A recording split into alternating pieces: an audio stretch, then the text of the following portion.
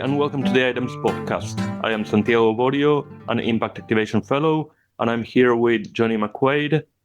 I'm not quite sure what your role is, Johnny. My job title is simply software developer, I think. Okay, I think you're much more than that, and you discussed that in another episode, so let's not get into the details of that. I think we all do a lot more than what a role implies.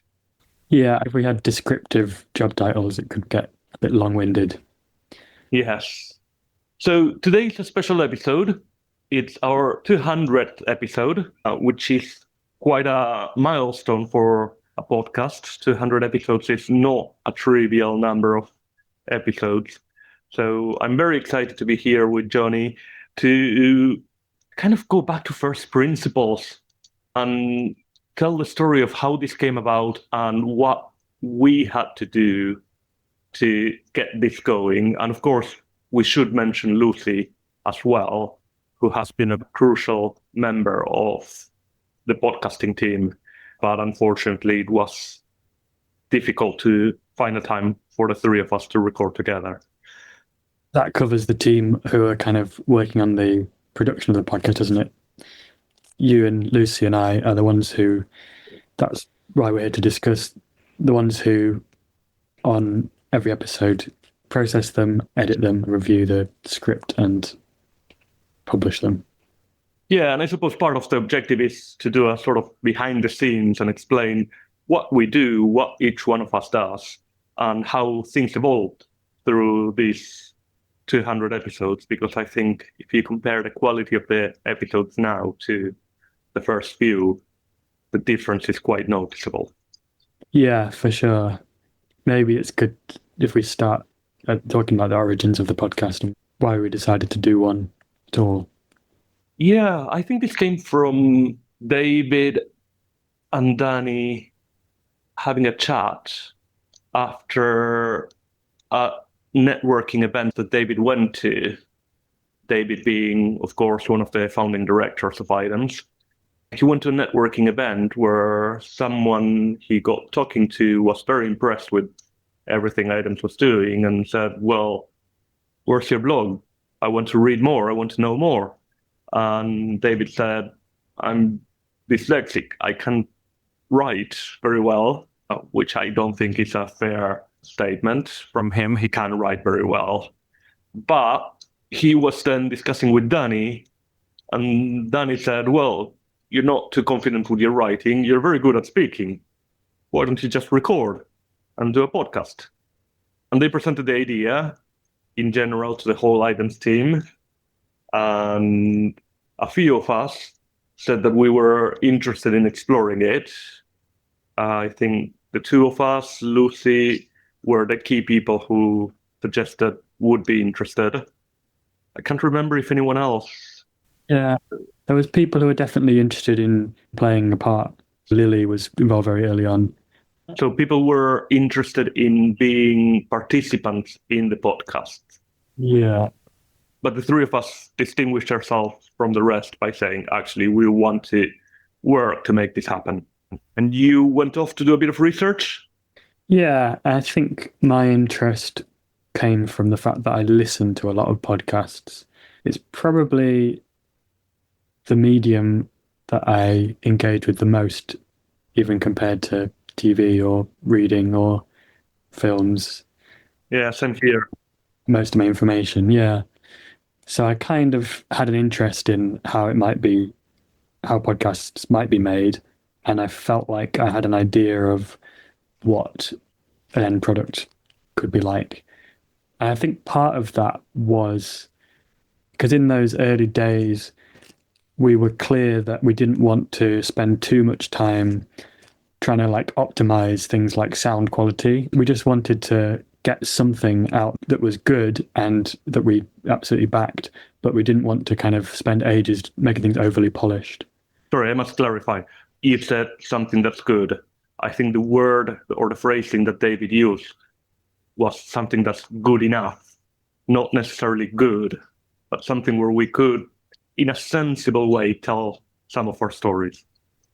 Definitely. Yeah, good enough that we'd be proud of it. I think we knew we had a lot of stories that we wanted to tell. And I suppose that was kind of, seeing it as an alternative to something like a blog where there's loads that IDEMS is doing and there was no documentation of it in any form.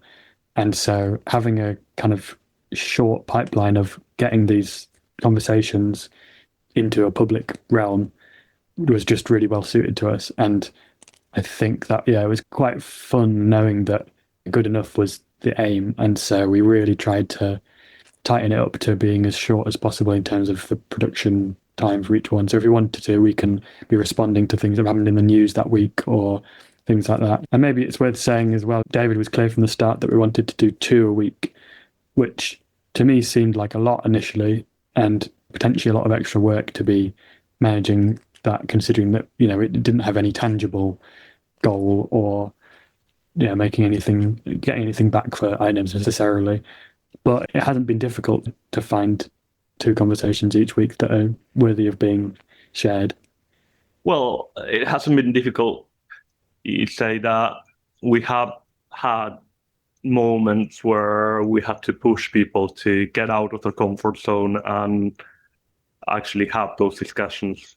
There's a couple of people who were very hesitant at first on recording episodes, on being in the podcast. And then once they started, they realized, oh, actually, this is not that bad. We might as well do a few more episodes later on. And we started adding voices to the team, because initially it was David, of course, Lucy, Lily, and myself doing pretty much all of the recordings. And then we included Kate when she joined, George came in, you came in as well with a few episodes.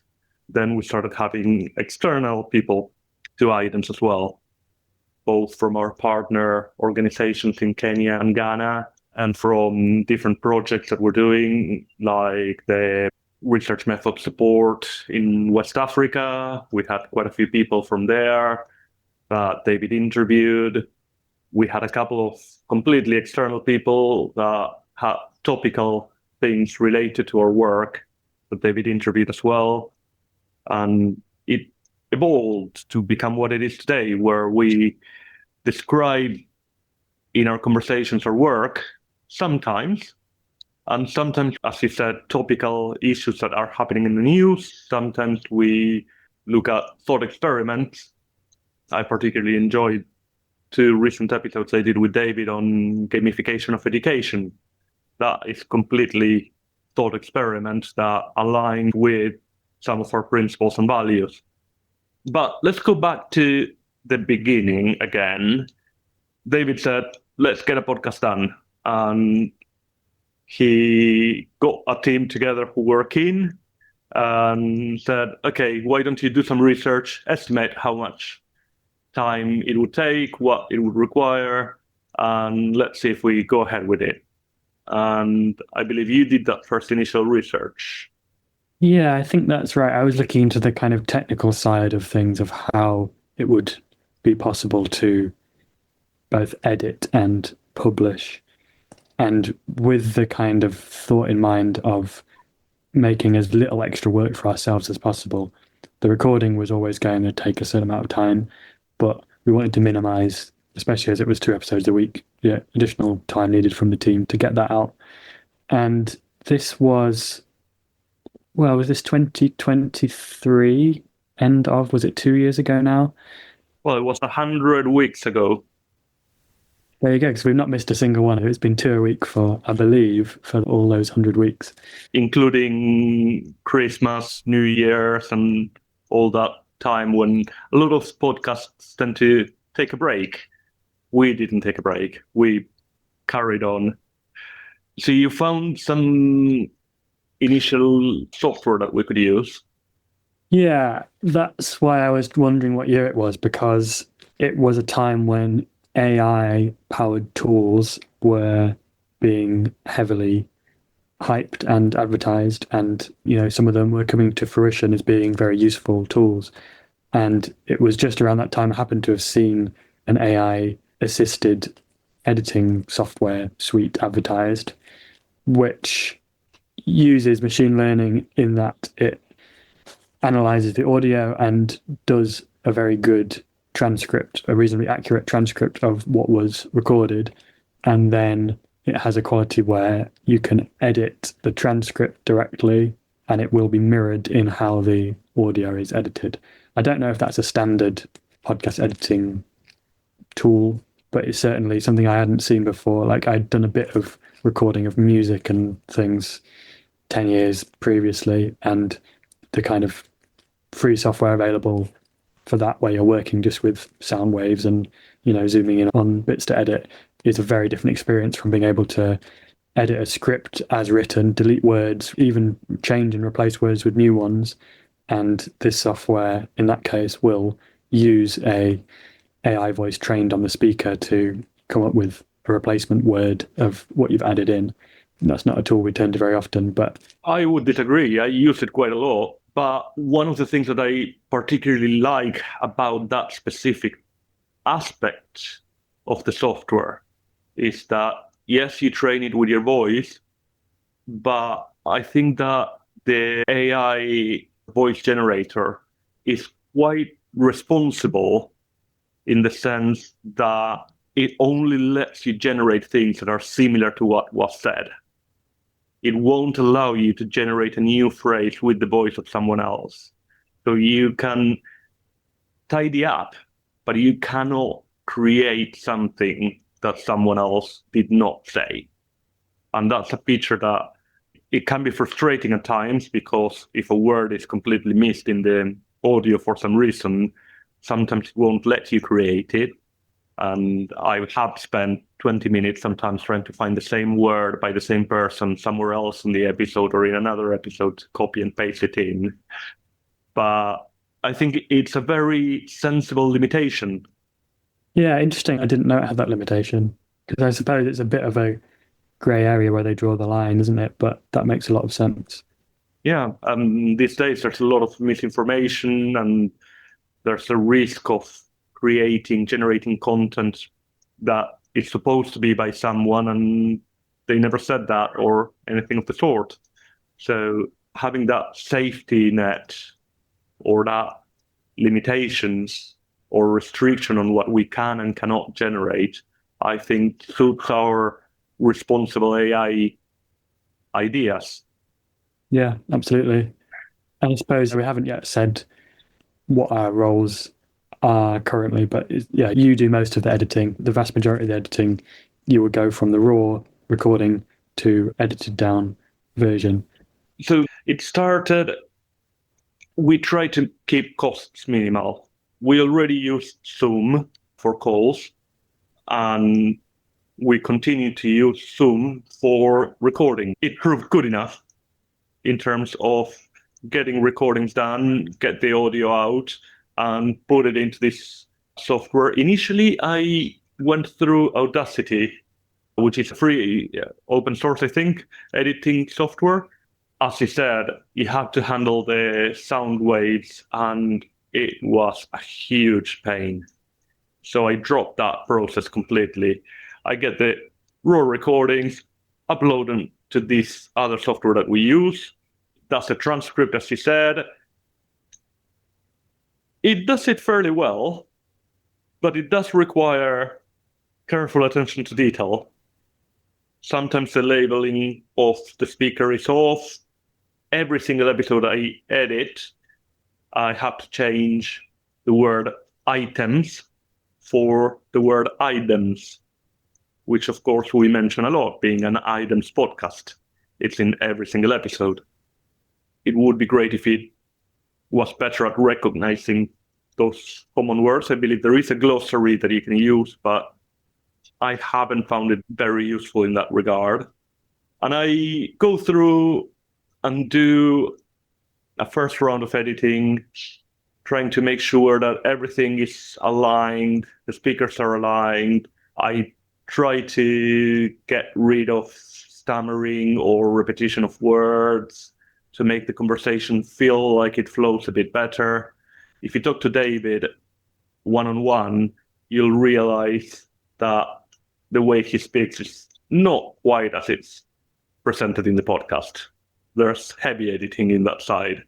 And when I do that first round of editing, I was very keen from the start that I wanted to have a second set of eyes going through, just to make sure that not only the editing was good enough, but also that things that might not be accurate or that might be controversial or that might not be appropriate to say are picked up.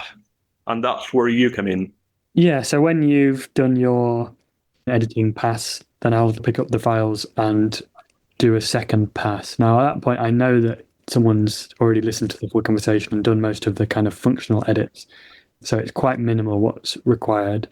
I'll usually listen to it at 1.5 speed or sometimes even faster to just kind of, do a sense check on everything. And also, occasionally there's a noise or something that needs to be removed, in which case I will go back to a program like Audacity that does a bit more of the fine tuning, although that's been less relevant than it used to be, as I think we've all got a bit more used to not talking over each other and cutting out background noises and things like that. And then you add the music. Yeah, add the jingle at the beginning and the end. I export the file and add all the description and metadata before publishing it to our feed. The podcast feed technology, RSS, is the name of the kind of platform, which is quite old, I think. I think we used to use it for things like streams of news where you could subscribe to an RSS feed of a news outlet and get it sent to you through some app. You wouldn't necessarily have to go to the news website. You could have an RSS feed that was even like multiple news feeds put together. But it's been used for podcasting as long as podcasts have been around.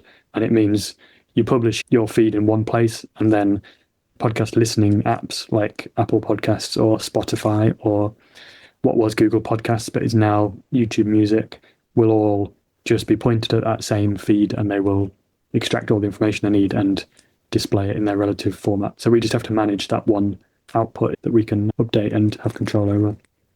And then Lucy comes in, and for accessibility and for all sorts of other reasons, we thought it was very important to publish the transcript of each episode in at least one place. I think it only goes into our website where we have all the episodes.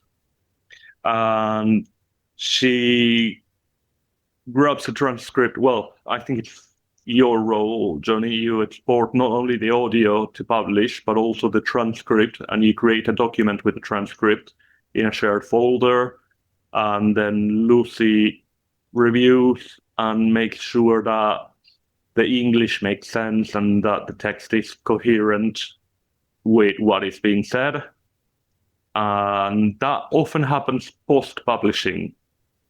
And once she's happy with it, she sends it back to you to put on the website. Is that right? Yeah, that's right. And I think she's good at picking up kind of fact-checking issues as well, whether it's the spelling of someone's name that's referenced or things that might have slipped through both of our nets. So it's great to have that third pass of someone actually paying attention as they listen through. And I think 3 people involved, I tend to spend between 2 and 3 hours, occasionally more, on my first pass. How long do you spend on your? It depends quite greatly, but usually only something like half an hour from picking it up to having it published. And I believe Lucy's 45 minutes or so. So it's less than 1 person day per episode. So it's not a trivial amount, but it's not a huge amount of time either. And of course, in terms of the financial aspect of it, the software that we use requires a subscription, which we pay. So there are additional overheads. I'm not sure if the plugin that we use for publishing is free. It's free, and it's a plugin for our WordPress website that we already own and manage. So the cost associated with that would be just hosting the actual files themselves, which won't be nothing, but it's as cheap as it could be, really. Yeah. So it is an investment, but I think IDEMS has always struggled to communicate what it does, what its values are, actual principles, well-defined principles are.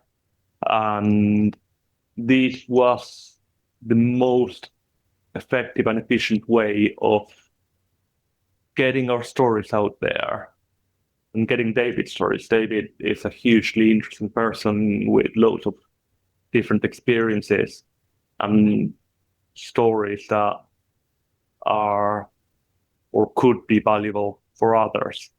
So that was the objective. And I think we managed to get to 200 episodes. David originally said that he had potentially only 100 episodes in him.